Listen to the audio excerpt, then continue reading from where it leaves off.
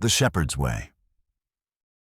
Leading with strength and tenderness in life and business. Isaiah 40:11 gives us a picture of God that feels almost too good to be true. It says, "He tends his flock like a shepherd. He gathers the lambs in his arms and carries them close to his heart. He gently leads those that have young." Think about that for a moment. In the very same chapter where Isaiah reminds us that God measures oceans in his hand and calls every star by name, he also shows us God cradling the weakest lamb in his arms. That is not just poetry. It is a collision of truths we desperately need. God is both mighty and merciful, strong enough to rule the universe, yet tender enough to carry you close to his heart. Here is the real tension. Most of us are comfortable with one side of that truth, power or tenderness, but we struggle to believe both can live together. That struggle leaks into how we live, how we lead, and how we treat the people around us. Sheep, shepherds, and the human condition. If you have ever watched sheep, you know they are not exactly tactical masterminds. They wander, they get stuck, they panic. They are vulnerable to predators. That is why they need a shepherd, not just for direction, but for protection and sometimes for rescue. Now, replace sheep with humans, and the metaphor holds up uncomfortably well. We wander off course in our habits. We get stuck in old patterns. We panic when uncertainty rises. We are vulnerable to pressures, distractions, and outright lies about our worth. And yet, God's posture toward us is not frustration. He does not drive us with a whip. He does not shout from a distance. He gathers. He carries. He leads gently. That is what love looks like when it holds both strength and tenderness. And it is exactly the model we need in our relationships, our leadership, and yes, even our businesses. Leadership lessons from the shepherd. Let's be real. Business culture often pushes us to lead like drivers of cattle, not shepherds of people. Deadlines, growth metrics, KPIs, they all whisper the same message. Push harder, demand more, expect output at all costs. But Isaiah 40:11 gives us a radically different template for leadership.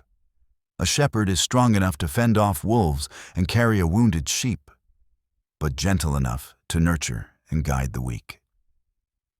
That combination changes everything. In a team context, it means knowing when to challenge and when to carry. It means creating space for growth without crushing people under pressure. And if you are a business owner or leader, here is the challenge. Do the people you lead feel driven, or do they feel shepherded? One produces burnout. The other produces loyalty, creativity, and flourishing. Close to the heart. Do not miss the intimacy of the language. He carries them close to his heart. That is not just logistics. That is affection. That is nearness. Think about the weight of that for your personal life. God does not just tolerate you. He holds you. He carries you when you cannot carry yourself. He draws you near when you feel unworthy, overwhelmed, or worn out. Now translate that to the way you lead people, or even the way you build client relationships. Carrying someone close to your heart means you do not reduce them to transactions or outputs. It means you see them as human first. You hold their well-being in view, even while pursuing results. Professionally, that is not a weakness. It is a strength. It is building businesses that outlast trends because they are rooted in trust. The fulfillment in Christ. Centuries after Isaiah, Jesus stood before the people and said, "I am the good shepherd." He was not reaching for a metaphor. He was claiming the prophecy. He was saying, that vision of God who gathers and carries, that is me. In Christ, the shepherd is not abstract.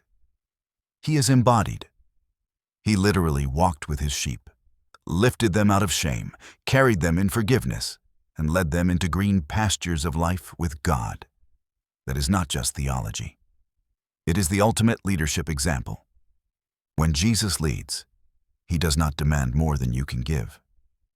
He does not abandon you when you are weak. He walks with you gently, personally, and with deep affection. That is how you know the shepherd's voice. That is how you know the difference between leadership that crushes and leadership that carries.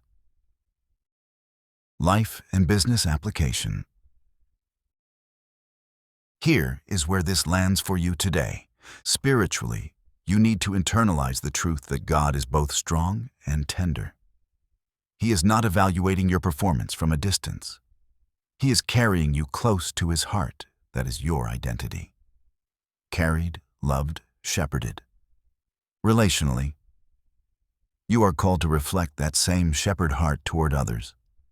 In your family, friendships, and teams, embody both strength and tenderness. Be the one who protects when danger rises, but also the one who carries when someone cannot keep walking.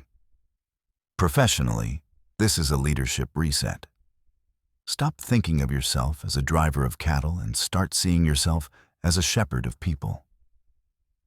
Strength is necessary, but gentleness is what multiplies impact. Build businesses that carry people close to the heart, and you will build organizations that endure. A final word. Isaiah 40:11 is more than a comforting verse.